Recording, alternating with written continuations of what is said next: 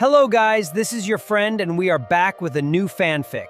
And if you enjoy this fanfic, then please press the like button and subscribe to my channel for more fanfic like this. And now let's start the fanfic. What if Naruto became a god emperor with Xanna, Hera, and a galactic harem? Part 1. Around a very average main sequence yellow star named Agrak orbited a planetary system composed of 3 planets, 4 gas giants, their various moons and 2 asteroid belts of considerable size. This planetary system was located about 30,000 light-years away from Earth to the galactic east-northeast, a considerable distance outward along the Sagittarius arm of the galaxy.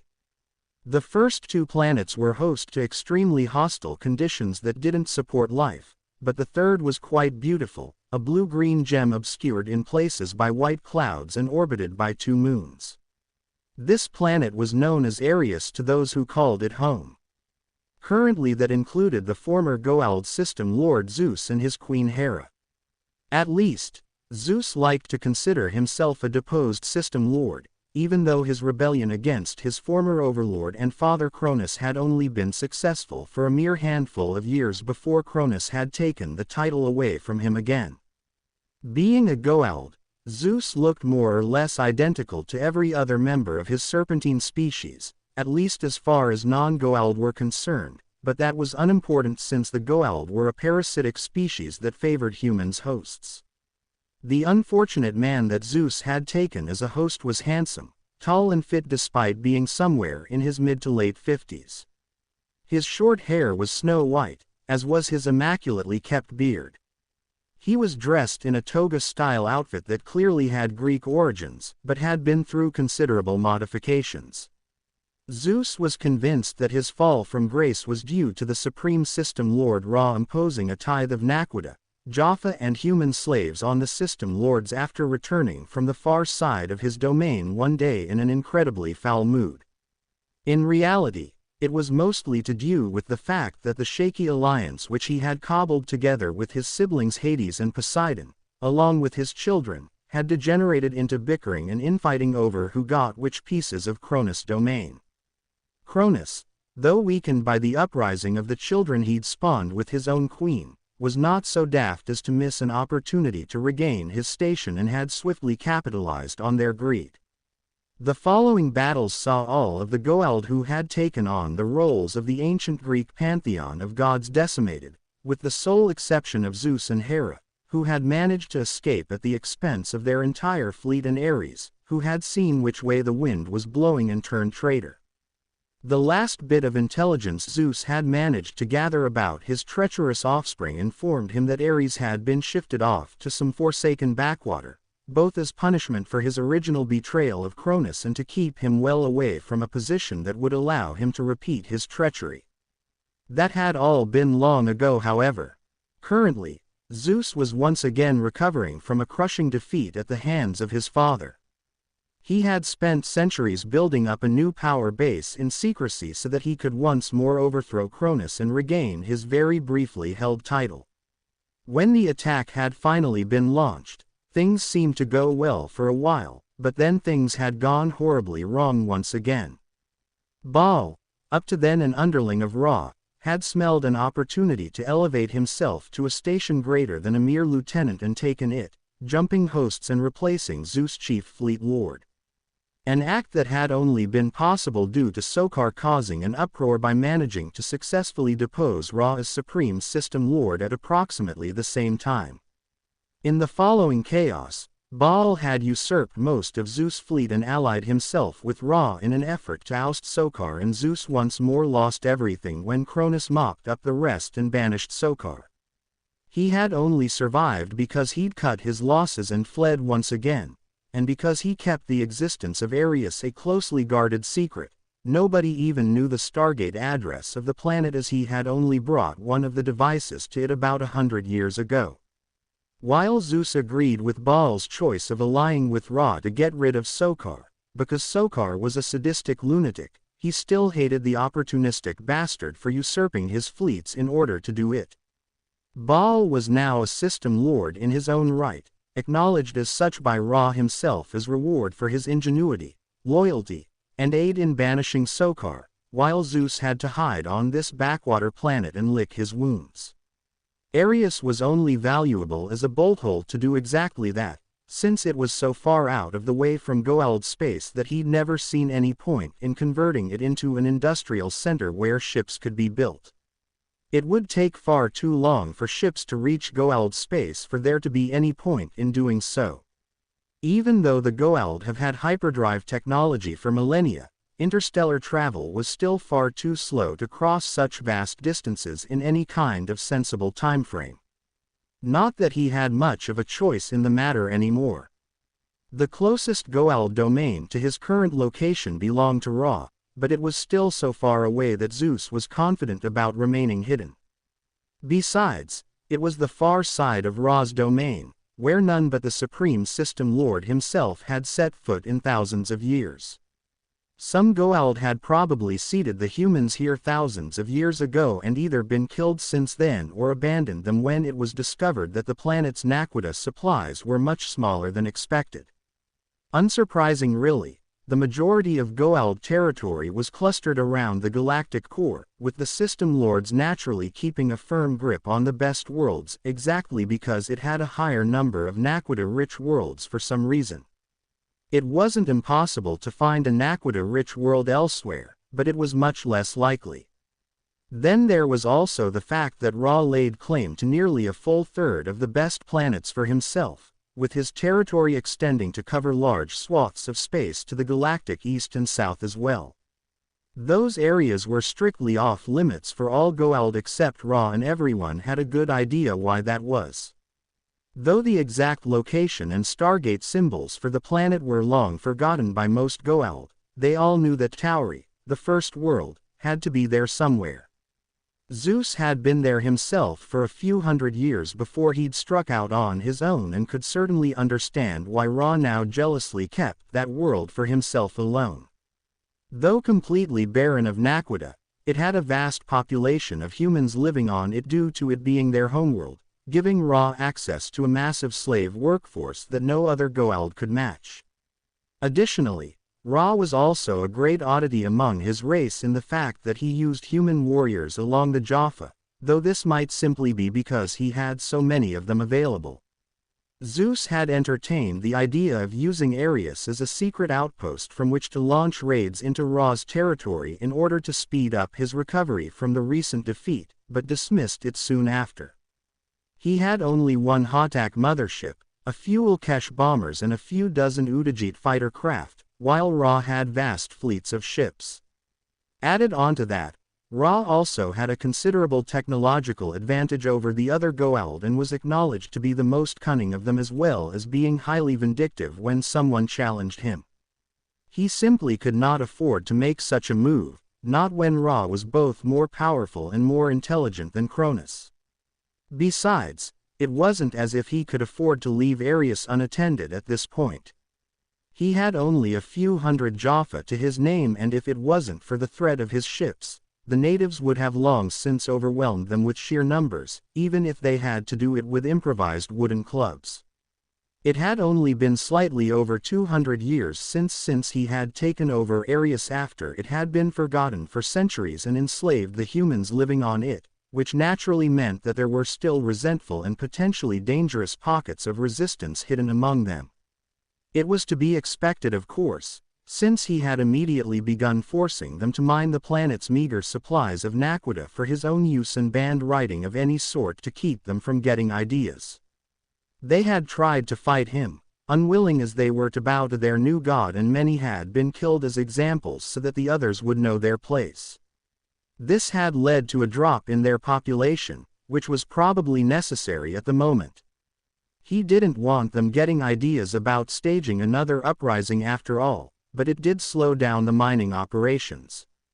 At the current rate, it would be centuries before he could challenge one of the other system lords for their position again. Sitting alone in the throne room, Zeus let out a sigh that he couldn't afford to make in front of other people if he wanted to keep up his god persona, and wondered why was it that all his plans got ruined by bad luck and poor timing. At least none of the others knew about Ares,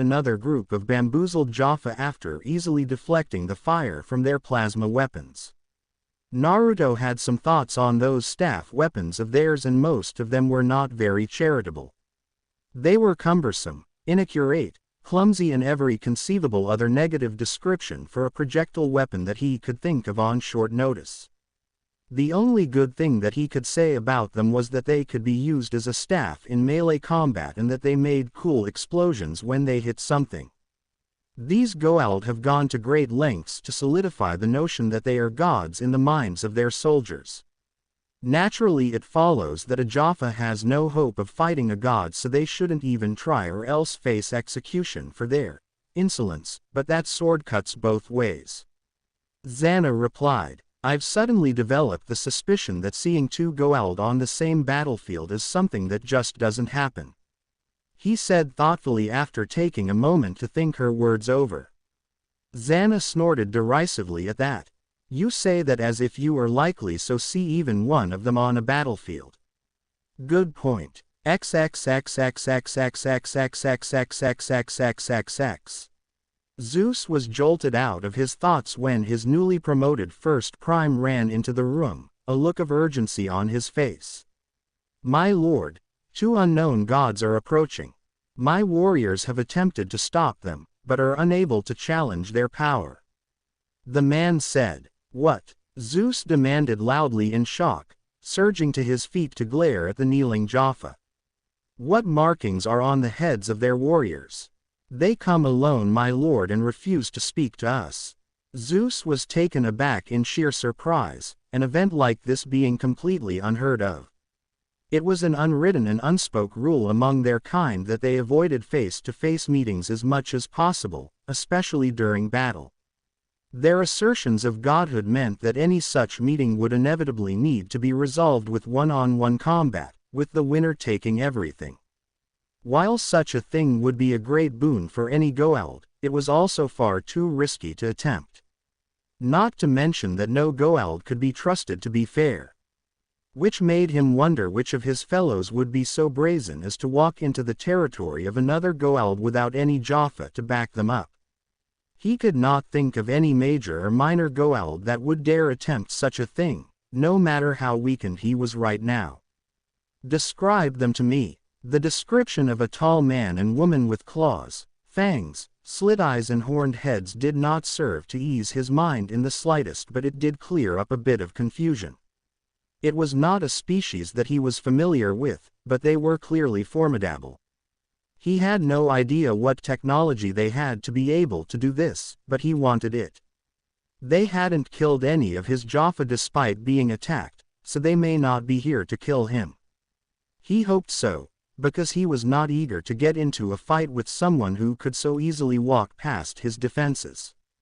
With some luck, this might be just the windfall he needed to regain his rightful place as System Lord, though he was not too hopeful on that count. Truth be told, if he could have he would have fled already, but that road was closed. His Hatak was nearby, but not so close that he would reach it in time, and that was assuming that they didn't have ships of their own in orbit.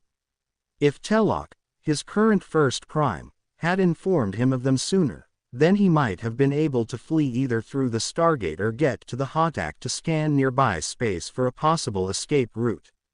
Zeus spared a moment of regret for the loss of Heracles, his previous first prime who had died covering his recent escape. Like many before him, Heracles had been named and raised by him personally, ensuring unswerving loyalty. It was a time-consuming and often tedious process, but had proven its worth many times before. Telok had become first prime because he was the next highest-ranked warrior, but he was a poor replacement. Listening to Telok's recounting of how the two intruders had swiftly and easily penetrated his admittedly substandard defenses, Zeus had to conclude that there truly had been no time to even have some Jaffa board their gliders and attack from the air. Still, he made a note to punish Telok for not reporting the situation sooner. XXXXXXXXXXXXXXXXX. Naruto hummed a nonsensical tune to himself as he ambled unconcernedly through the incredibly ugly, gold-painted hallways. Who in their right mind coats the halls in gold anyway? He could practically feel his eyes watering just looking at them. He could almost imagine his wife's eyes twitching at the disgusting gaudiness of it all.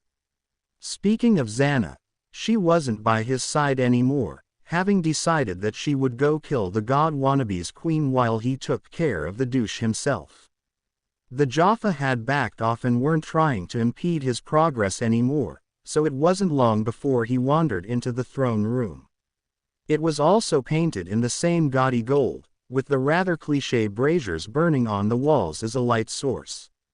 Seriously, using braziers as a light source when you were a spacefaring civilization. He hadn't seen anything so ridiculous since the last time he'd heard a man saying that God hates lesbians. Madness. God loves lesbians. He should know, he was one. But getting back to the point, the supposed God trying to look imperious on his ugly throne said something in that deep voice with too much vibrato in it. Had Naruto spoken Goa'uld, he would have known that Zeus said something to the effect of, "I am Zeus, god of thunder, who comes before me." As it was, it only made Naruto roll his eyes at the self-important arrogance in the tone, while he attacked the parasite's mind to extract the language. Normally, he needed a few minutes to unobtrusively copy the language to his own mind and integrate it, followed by a few more minutes of getting used to actually speaking it, but he couldn't be bothered this time. The evil was practically rolling off the snake he could sense wrapped around the old man's spinal cord, so instead of a light touch, he went in with the mental equivalent of a chainsaw. Zeus screamed as pain that was not pain exploded in his mind, causing Telok to aim his staff weapon at the horned man that looked to be concentrating on something. The few bolts that Telok fired were harmlessly blocked with a faintly red shield of some sort, preventing even the usual explosion from occurring. Seeing that ranged attacks were not working, Telok closed to melee with the full expectation that he would die for his brazen attack. Still, there was nothing he could do about it, not when his god had been attacked. Naruto easily caught the staff weapon and flipped the Jaffa onto his back. "Stay down." Wow, this language is really stupid.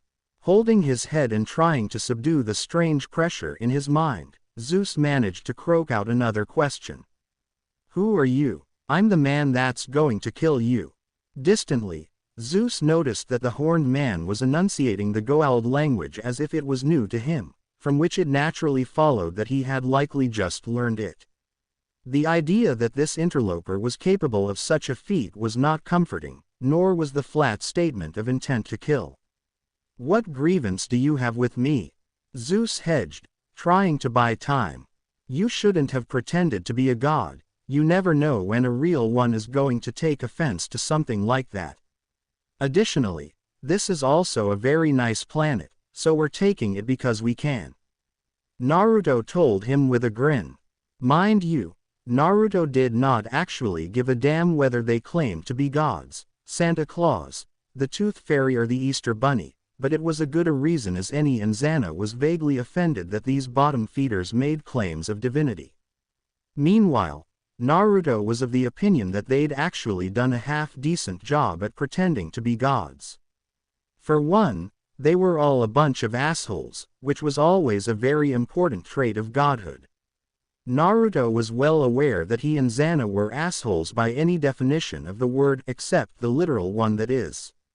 Secondly, they had massive egos, mostly unjustifiably, but that wasn't important, which was almost as important as being an asshole. He and Xanna had justifiably massive egos, though his wife tended to overdo it for fun. Thirdly, they wielded powers that the populations they ruled didn't. That their power came from technology was irrelevant. The Sekire's power had also originated in technology, yet they couldn't bring people back from the dead, while the Goa'uld could with their sarcophagus. Since Zeus fancied himself a god of thunder, there was only one thing to do. "Dance for me, oh, thunder god." The words were cackled out more than said and punctuated by a small blast of lightning directed from Naruto's clawed index finger, aimed at Zeus' feet. The Goa'uld jumped in both surprise and fright and then continued jumping as more tiny lightning blasts were shot at him.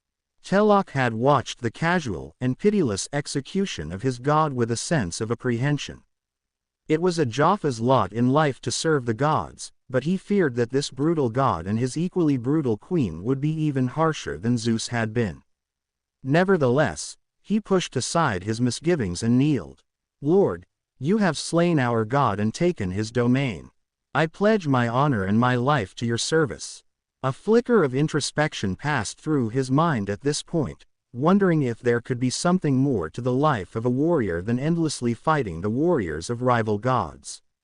He also wondered whether the other Jaffa who had survived while their god did not ever considered this. Naruto looked over the kneeling man in a cursory inspection. Tan skin tone, moderately tall, in very good physical condition, hair shaved closely for minimum maintenance. The man was obviously a warrior and had been for his entire life. There was only one thing to do.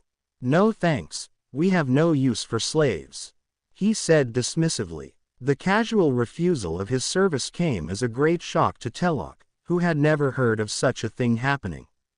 The gods always needed warriors to secure their territories or fight against their rivals. The idea that one of them would refuse an offer of service was unheard of. Out of the corner of his mind, he saw that even the horned woman looked askance at her companion, though he had no idea of the silent conversation between them. "What are you doing, husband? We came here to take over, and refusing the service of these Jaffa will only create problems later on. Trust me on this." Once Telok had sufficiently recovered from his shock, he felt the need to argue the point that the horned man had made, though he knew that arguing with the gods tended to be hazardous. His honor and pride would not allow him to keep quiet, however. "Pardon, Lord, but I am not a slave." He managed to keep his tone humble and apologetic despite his offense at being called a slave. In his mind, slaves were humans and Jaffa were warriors.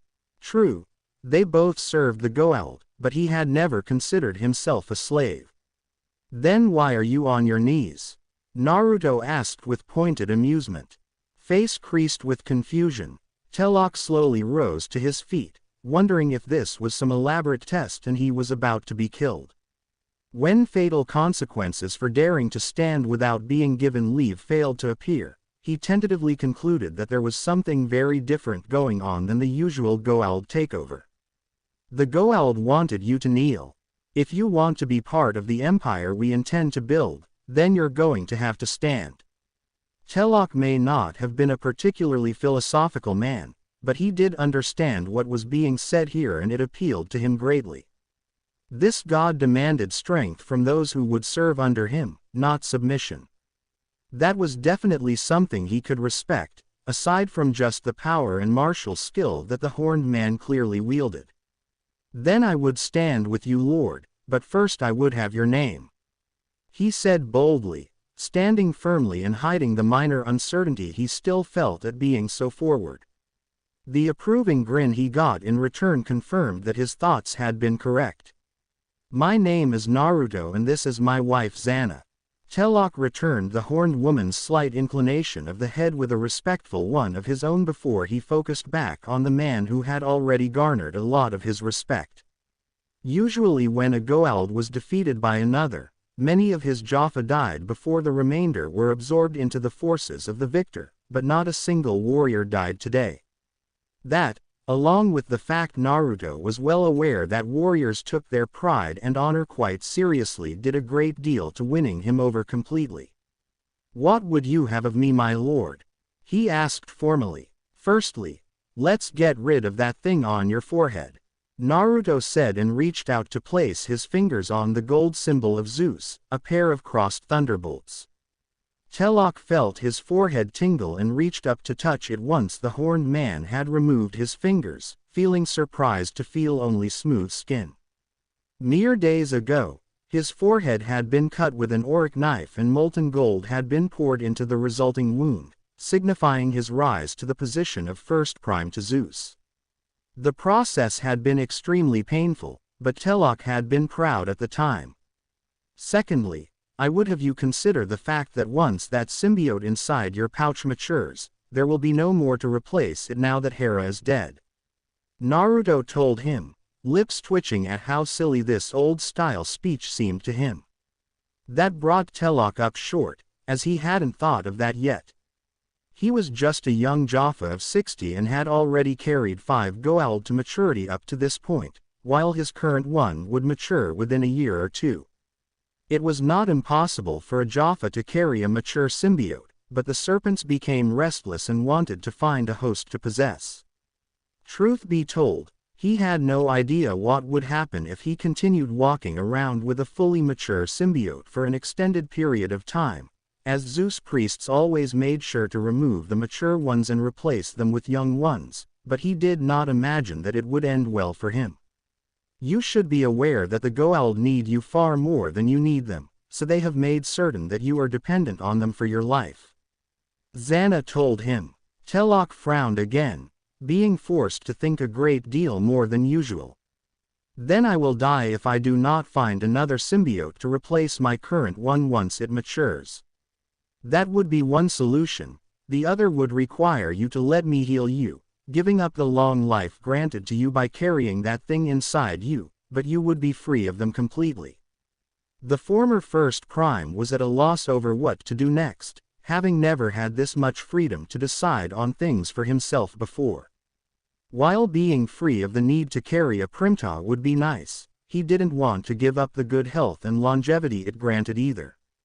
Take some time to think about it and get back to me once you've made a decision. Naruto told him in a dismissive tone. In the meanwhile, have the other Jaffa come see us so that we can remove the markings on their foreheads and then go tell the humans that they can stop working in the mines and go home. Understood. Telok said with a nod and went to find his fellow Jaffa, who were no doubt just outside, waiting to hear of the outcome of the battle and what was to become of them. Important life decisions could wait for later, once he'd had time to consider them more carefully. For now, he would follow the shockingly benevolent orders of his new lord. XXXXXXXXXXXXXXXXXX. How clever of you, playing on the Jaffa's warrior culture to inspire their loyalty. Xanna commented once the last of the Jaffa had the marks on their foreheads removed and been offered the same deal as Telok.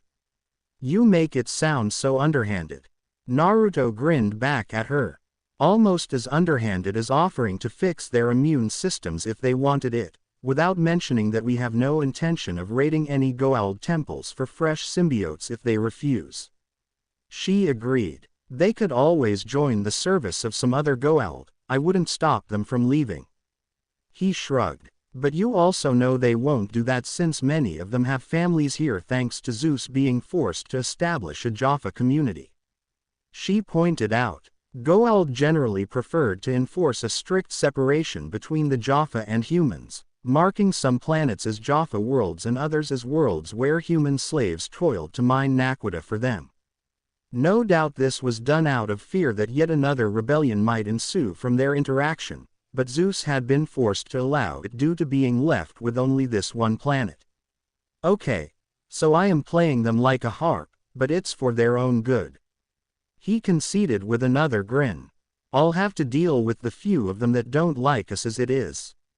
Xanna nodded in agreement. Simply accepting their service as had been her intent would have been easier in the short term, but those dissidents would have eventually started becoming unhappy with the way that she and Naruto were going to do things.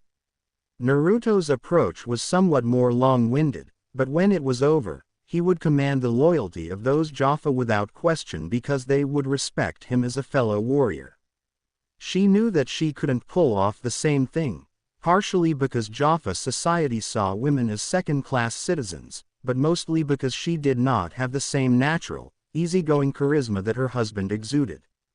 The first issue was easy enough to fix, but the second was not. She had never been a warrior and the Jaffa would be unable to relate to her, something that her aloof manner would only exacerbate, which was why she would have settled for their subservience instead of their willing loyalty. Well, never mind that now. Let's bring Akatsu out of stasis like we promised her. Naruto continued. In short order, the ice Sekirei was released from temporal stasis and blinked at her new surroundings. From her perspective, She had been in the very comfortable hotel room one moment and in this gaudy, gold-encrusted throne room the next. Still, that didn't really concern her, and she happily moved to first Naruto and then Xanna a hug, being well aware that more time had passed for them than it did for her. "How do you like the new place, sweetie?" Naruto asked teasingly. "Ah, it's ugly." Naruto and Xanna snorted in amusement at the extremely accurate description. "Easy enough to fix," Xanna muttered and stripped all the gold from the walls with a wave of her hand. What fascination humans, and apparently to an even greater the degree the Goa'uld, had with the worthless metal escaped them, but they certainly weren't going to tolerate it. Humanity at least had the excuse that it had been used as the basis of currency for thousands of years, but the Goa'uld actually seemed to like it for the purposes of decoration, a concept that baffled them since the effect of that much gold plastered everywhere was rather headache-inducing. The walls instantly became more bearable to look at, though the spam of hieroglyphics all over them were still annoying to look at and would need fixing. In point of fact, the whole damned palace would likely need to be remodeled, if not outright torn down and rebuilt. Any further conversation or perhaps breaking in of their new home through judicious application of SX was interrupted by the appearance of a human-sized glowing object.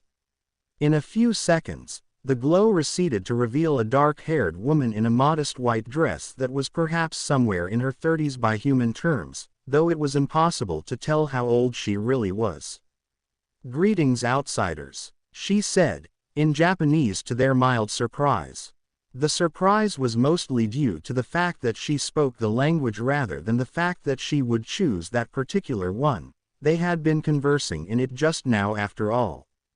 Clearly, anime had been correct in its supposition that the entire universe spoke Japanese.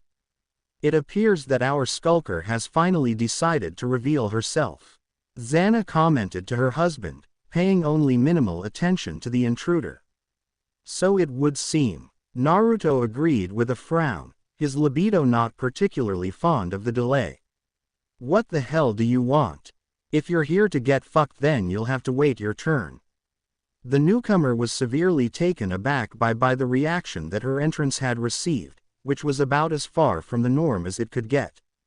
The horned woman's dismissive mention of having known about her presence despite the fact that she should have been invisible was bad enough, but the utter crudeness that had followed was so alien to her that she had no idea how to react.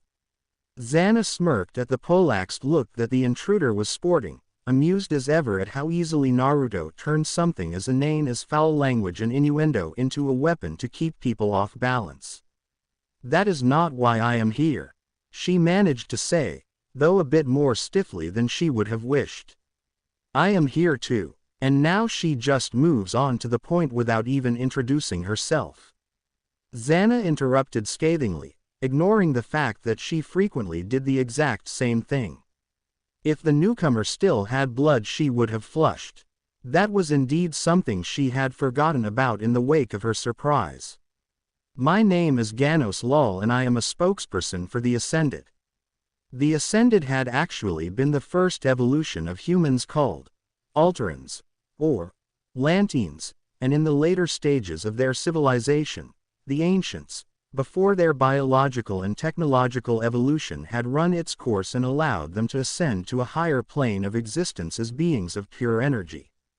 Before their ascension, they had planted the seeds for the current, second, evolution of humanity. An unfortunate side effect of them leaving the material plane behind was the fact that they'd also left much of their technology lying around. Technology such as the stargates, which allowed one to travel from planet to planet across thousands of locations all over the galaxy by way of an artificially created stable wormhole. Those particular devices had been what the newly emerged Goa'uld had used to leave their planet and allowed them to stumble on some Alteran spaceships, which they then used as a basis for creating their own ships.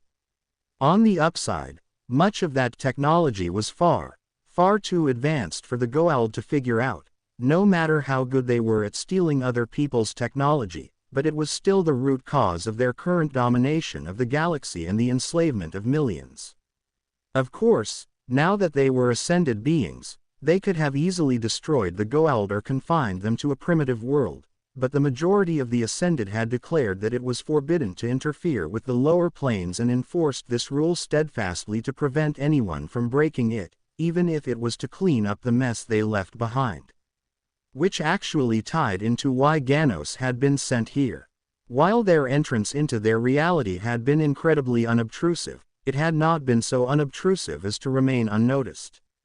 It was not every day that someone punctured through the fabric of space-time with only their will, even if care had been taken to keep their passage from destabilizing anything.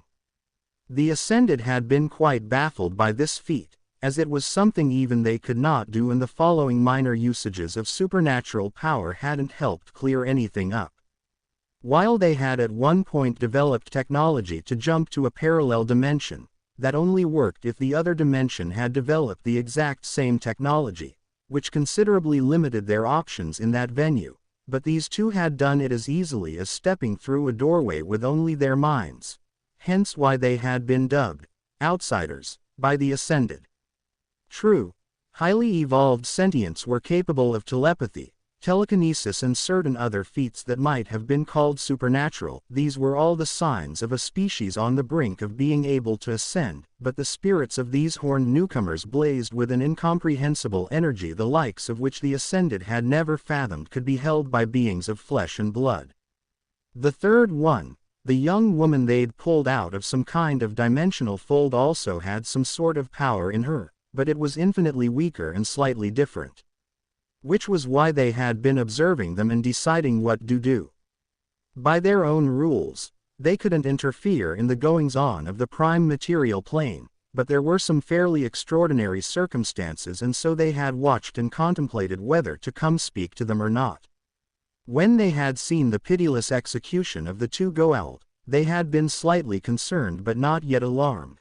Nobody much liked the Goa'uld after all, not even other Goa'uld. When their stated claim of establishing an empire had been told to the Jaffa, they had started becoming rather alarmed.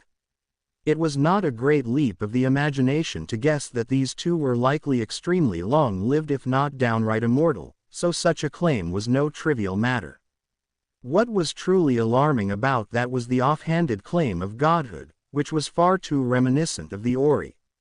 And so, therefore, Naruto prompted impatiently after a few moments of silence when Ganos didn't continue, disdaining to introduce himself in return.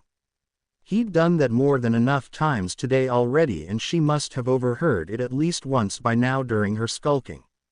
Initially we were not intending to approach you, as it is our policy to not interfere with the lower planes, but your claims for divinity and intention to create an empire change that. Ganos said, diplomatically giving no indication of her feelings on the matter, nor her surprise at their complete lack of curiosity as to what exactly the Ascended were. I fail to see why you would care about what we do, and more importantly, I fail to see why we should care about your opinion. Xanna said frostily. Ganos suppressed a frown at the horned woman's superior attitude, which was pretty much exactly the type of attitude that one would expect from someone claiming divinity. The statement was also worded in such a way that answering it directly would make the Ascended appear to be either impotent or make it look as if they were trying to threaten the horned duo with their power. Deciding that a more indirect approach would be best, she responded in the same diplomatic tone of voice that she'd been using so far. We are merely concerned about the impact of being such as yourself.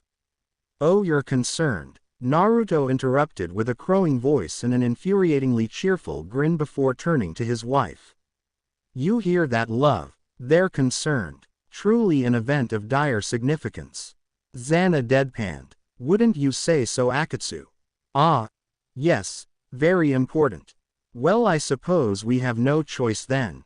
Naruto said mournfully. We're going to have to drop everything and start informing the multiverse that a bunch of voyeuristic, has-been ghosts are concerned over what we're going to do. And just think, they haven't even seen us have SX yet.